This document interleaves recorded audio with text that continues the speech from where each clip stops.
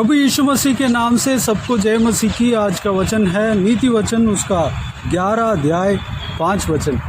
खरे मनुष्य का मार्ग धर्म के कारण सीधा होता है, परंतु दुष्ट अपनी दुष्टता के कारण गिर जाता है। मेरे प्रियो, कल के दिन में हमने सीधा मनुष्य बनने का विषय में हमने देखा। सीधी चाल जब हम चलते हैं, सीधा मनुष्य जब हम बनते हैं, सीधे मार्ग में जब हम चलते हैं तो हमें क्या आशीष मिलेगा, परमेश्वर की ओर से किस तरह की बुद्धि मिलेगा, परमेश्वर हमारे साथ कैसे बर्ताव करेंगे, वो सारा विषय को हमने देखा है। हमने यह देखा है कि हम जब सीधी मार्ग में चलते हैं तो खरी बुद्धि यहोवा हमें देता है। उस बुद्धि के द्वारा हम खरी चाल चलते हैं। धर्म के विषय में हम खराई के साथ परमेश्वर के पीछे चलते हैं, सत्य मार्ग में चलते हैं। जब हम खरी चाल चलते हैं, परमेश्वर के विषय में खरा रहते हैं, परमेश्वर के लिए खराई के साथ रहते हैं, तो परमेश्वर हमारा ढाल बनता है, ढाल रहता है। परमेश्वर हमें सुरक्षित रखता है, रक्षक बनता है, हमारे सामने हमारे डिफेंस के लिए वो खड़ा रहता है। आज के दिन में भी खरी चाल के बारे में, खरी चाल के विषय में हम देखने वाले हैं। इस बहुमूल्य वचन के द्वारा परमेश्वर हमें ये कहता है कि खरी चाल जो चलता है वो मनुष्य अपने धर्म के कारण, धर्म के मार्ग के कारण सीधा होता है, सीधा बनता है। यानी कि खरे मनुष्य का मार्ग धर्म के कारण सीधा होता है। हम कल के दिन में जो वचन देखा और आज के दिन में जो वचन हम देख रहे हैं, उसमें हम खराई चाल, सीधे मार्ग और धर्म के काम, इस तीनों के बीच में एक संबंध को हम देख रहे हैं, देखने को मिलता है। खराई जहाँ पर होगा, यानी कि परमेश्वर के लिए जो खराई के साथ जो मनुष्य चलता है, उसके पास धर्म के काम भी होगा। वो व्यक्ति धर्मी बनता है, धर्म के मार्ग में चलता है और वह व्यक्ति सीधा भी बन जाता है। या इस तरह भी कह सकते हैं, जो मनुष्य सीधे मार्ग में चलता है उनको परमेश्वर खरी बुद्धि देता है, और उस बुद्धि के द्वारा परमेश्वर के लिए खराई के साथ रहता है, खराई के साथ चलता है और वह धर्म के मार्ग में चलता है। यानी कि इन तीनों में, सीधे मार्ग, धर्म के मार्ग और खराई, इन तीनों का संबंध हम देख रहे हैं। जो खरा मनुष्य है उनका मार्ग जो है धर्म के मार्ग होता है। कल के दिन में हमने देखा धर्म के मार्ग कौन सी है, सत्य की मार्ग कौन सी है। परमेश्वर प्रभु यीशु मसीह का मार्ग जो है धर्म के मार्ग, न्याय के मार्ग है, सत्य के मार्ग है।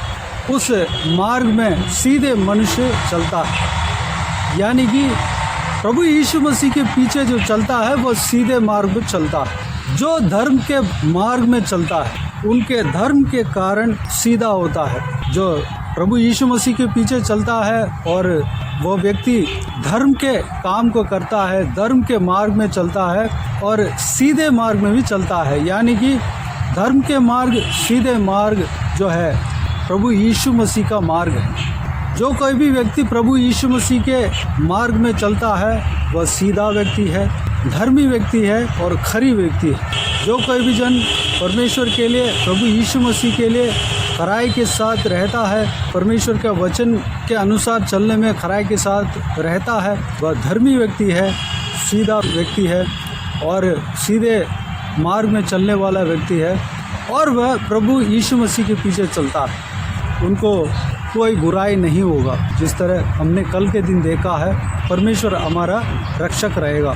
जो व्यक्ति दुष्टता के काम करता है वह उस दुष्टता के कारण गिर जाता है। यानी कि जो कोई भी व्यक्ति दुष्ट के काम करता है वह हर जगह गिर जाता है, अपने आशीष से गिरता है, अपना ज़िंदगी से गिरता है, अपना सत्य मार्ग से फिसल जाता है, गिर जाता है और अनंत जीवन में प्रवेश नहीं कर पाता है। विश्वास के मार्ग में जब चलता हो, वो व्यक्ति दुष्टता के काम करने लग जाता हो जानबूझकर, तो वह गिर जाता है। परमेश्वर का वचन कहता है, जो कोई भी जन गिरता है उसको दोबारा खड़ा हो जाना, गिरकर ऐसा ही नहीं रहना।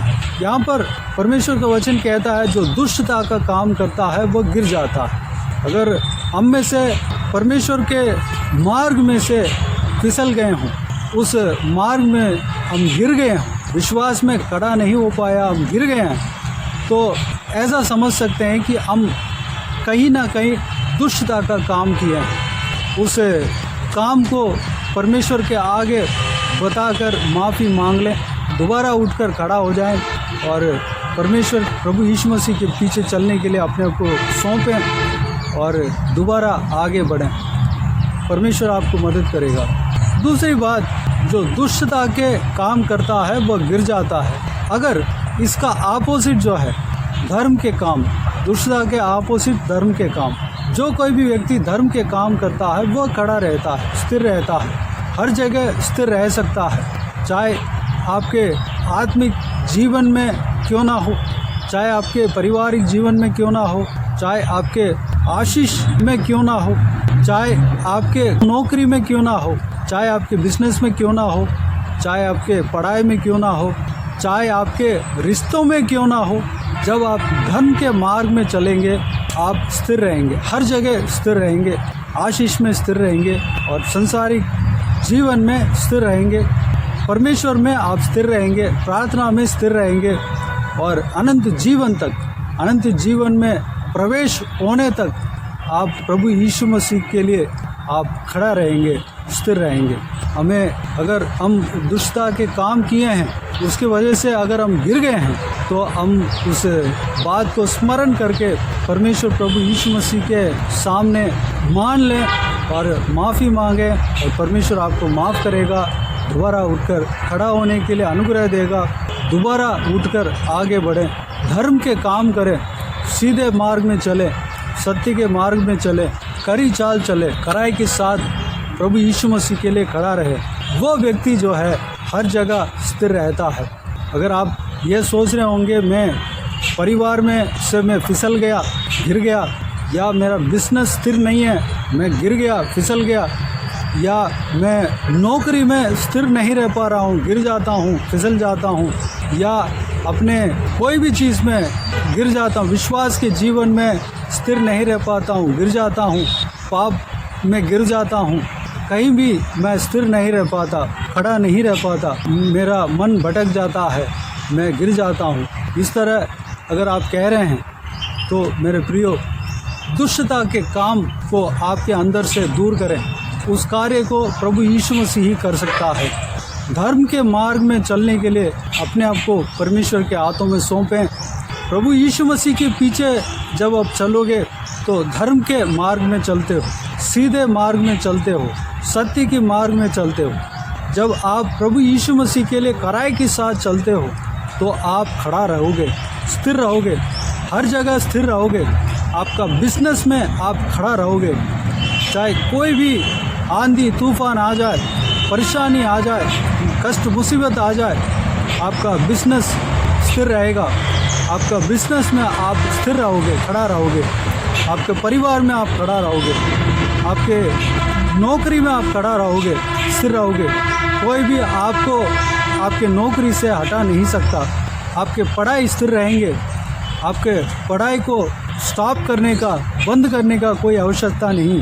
आपके पढ़ाई कंटिन्यू रहेगा, आपके परिवार स्थिर रहेगा, आपके परिवार जो है फूले फलेंगे, आपके परिवार आशीषदायक होंगे।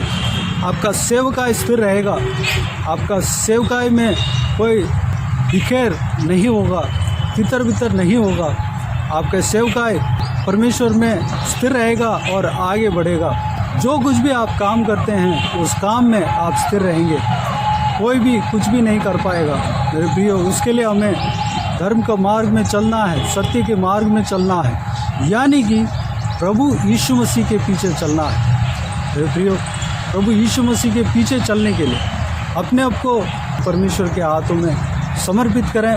हमारे अंदर से दुष्टता के बातों को हटाएं और खरी मार्ग में चलने के लिए अपने आप को परमेश्वर के हाथों में समर्पित करें।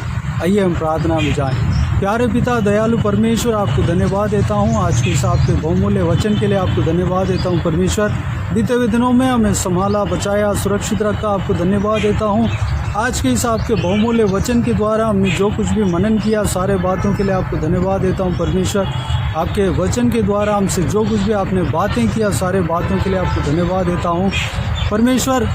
खरी चाल, खराई मार्ग और सत्य के मार्ग और सीधे मार्ग, इन तीनों विषय के बीच में जो संबंध है, उस विषय को हमने देखा है परमेश्वर। हालेलुया। ये तीनों चीज़ एक दूसरे से जुड़े हुए हैं परमेश्वर। जो व्यक्ति आपके पीछे चलते हैं, प्रभु यीशु मसीह के पीछे चलते हैं, प्रभु यीशु मसीह को अपनाए हैं, प्रभु यीशु मसीह का वचन के अनुसार चलते हैं, वह खरी चाल चलते हैं, सीधे मार्ग में चलते हैं, धर्म के मार्ग में चलते हैं। आपके वचन के अनुसार जो खराई के साथ रहते हैं परमेश्वर, वह धर्म के काम करते हैं, सीधे चाल चलते हैं परमेश्वर। जो दुष्टता के काम करता है वह परमेश्वर हर जगह गिर जाता है परमेश्वर, वह स्थिर नहीं रह पाता। चाहे वह कोई भी काम करने के लिए कोशिश करे, कोई भी आशीष पाने के लिए कोशिश करे, कोई भी काम को शुरू करने के लिए कोशिश करे, उस काम में स्थिर नहीं रह पाता, वह गिर जाता है, क्योंकि उसके अंदर दुष्टता है परमेश्वर। अगर हम आपके पीछे चलते हैं तो हम हर जगह स्थिर रह पाएंगे, हमारा परिवार में स्थिर रह पाएंगे, हमारा बिजनेस में स्थिर रह पाएंगे, हमारा पढ़ाई में स्थिर रह पाएंगे, हमारा सेवकाई में स्थिर रह पाएंगे परमेश्वर, हमारा नौकरी में स्थिर रह पाएंगे परमेश्वर। हमें कोई कुछ नहीं कर पाएगा, हमें हमारा नौकरी से कोई हटा नहीं पाएगा, हमारा बिजनेस से कोई हटा नहीं पाएगा, हमारा बिजनेस नुकसान नहीं होगा परमेश्वर, हमारा पढ़ाई किसी कोई भी कारण से रुक नहीं पाएगा परमेश्वर। हालेलुया, रुकेगा नहीं पिता, क्योंकि आपके पीछे हम चलते हैं, हम स्थिर रहेंगे परमेश्वर। धन्यवाद देता हूँ पिता परमेश्वर। अगर हमारे अंदर कोई दुष्टता की बात हो परमेश्वर, उस दुष्टता की वजह से हम कहीं भी गिर गए हैं परमेश्वर, विश्वास के जीवन में गिर गए हों या कहीं आशीष में गिर गए हों परमेश्वर, हमें दोबारा उठाकर खड़ा करना परमेश्वर, हमें माफ़ करना पिता। उस दुष्टता के कारण परमेश्वर हम पिछड़ गए हैं, गिर गए हैं पिता। हम अपने पापों को मान लेते हैं परमेश्वर, जो कुछ भी पाप हमने किया है पिता हम मान लेते हैं, हमें क्षमा करना, आपके लहू से हमें धोना, शुद्ध करना पिताजी, हमें पवित्र करना, नया बनाना परमेश्वर। धन्यवाद देता हूँ पिता। हालेलुया। आपके मार्ग में हम चलने पाएँ, हम अपने आप को आपके हाथों में सौंपते हैं पिता। आइंदा परमेश्वर आपके मार्ग में हम चलेंगे परमेश्वर, हम निर्णय ले पाएँ परमेश्वर, अनुग्रह देना पिता।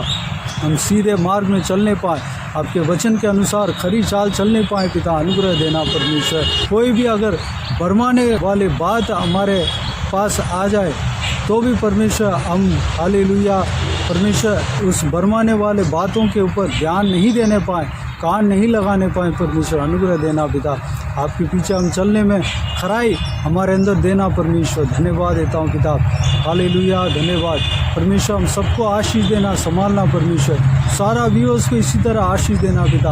आपके बहुमूल्य वचन के अनुसार चलने पाए पिता, अनुग्रह देना पिता। हालेलुया। हर एक जन को आशीष देना, सुरक्षित रखना परमेश्वर, किसी को भी कोई भी कमी ना होने देना, भरपूर आशीष देना। कोई भी जन बीमार हो तो परमेश्वर आपके हाथों में सौंपते हैं, उन्हें छूना, चंगा करना, प्रभु यीशु मसीह के नाम से चंगा होने पाएँ परमेश्वर। पिताजी, जिन जिन लोगों को आपने चंगा किया उन सारे विषय के लिए, उन सारे चंगाई के लिए आपको धन्यवाद देता हूँ परमेश्वर। धन्यवाद देता हूँ पिता।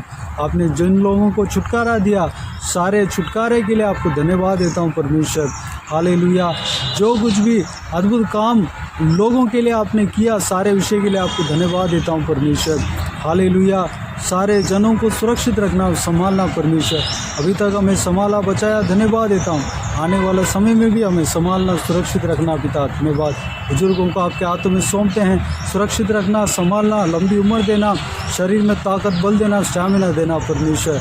बच्चों को आपके हाथों में सौंपते हैं पिता, उन्हें सुरक्षित रखना, उनका पढ़ाई लिखाई में आशीष देना, उनके संग रहना परमेश्वर। आपके हाथ हमेशा हर एक के ऊपर बने रहने पाएँ पिता, उनका काम में परमेश्वर स्थिर रहने पाएँ, अनुग्रह देना पिता, धन्यवाद। बाकी सारे बातों का आपके हाथों में सौंपते हैं परमेश्वर। हालेलुया। सारा आदर, महिमा, जलाल आपको मिलती रहे। सारा दुआ प्रार्थना को प्रभु यीशु मसीह के नाम से मांगते हैं, सुन और ग्रहण कर। आमीन, आमीन। प्रभु यीशु मसीह के नाम से प्रभु यीशु मसीह का आशीष और अनुग्रह हम सभी के ऊपर बने रहें। आमीन आमीन। मेरे प्रियो, इस चैनल को सब्सक्राइब करें और शेयर करें। अगर किसी को भी प्रार्थना का विषय हो तो डिस्क्रिप्शन में दिए हुए नंबर पर कॉल करके प्रार्थना करा सकते हैं। हम आपके लिए प्रार्थना करेंगे। आप अपने व्यक्तिगत प्रार्थना में हमारे लिए प्रार्थना कीजिए, सेवकाई के लिए, सेवकाई का उन्नति के लिए, सेवकाई में जुड़े हुए हर एक जन के लिए, हर एक आत्मिक उन्नति के लिए, तरक्की के लिए, आत्मिक आशीष के लिए, संसारिक आशीष के लिए, पारिवारिक आशीष के लिए प्रार्थना करें। प्रभु यीशु आप सबको आशीष दे। इस सेवकाई के द्वारा परमेश्वर आपके जीवन में कार्य किया हो वो भी हमें बता सकते हैं, ताकि हम सब मिलकर परमेश्वर को धन्यवाद दे सकें, महिमा कर सकें। प्रभु यीशु आप सबको आशीष दे। आमीन आमीन।